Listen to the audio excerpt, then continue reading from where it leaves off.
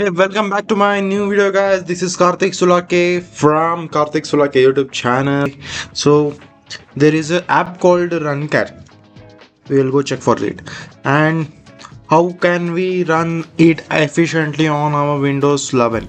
So first we need to go for Windows, then click on Microsoft Store, or else you can just click on Microsoft Store app. Okay, then what I'll do is go for search bar and search for RunCat. I had do that before.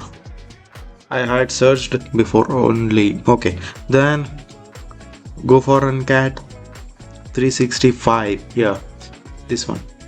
And would you like to have a cat in my taskbar? Yes, I need a cat in my taskbar, where it goes like here. Okay, first I need to click on install. It's getting ready, checking dependencies, getting file ready. Okay, I catch you up after it downloads. It's just a 20 MB file. Okay, it's progress of 36%. Yeah, it's almost done. Okay, now it's installed. Click on to open. Okay, I need to open that. Has launched. If you see icon, okay.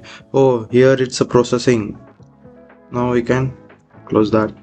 Click on here. I'm not visible here. Yes.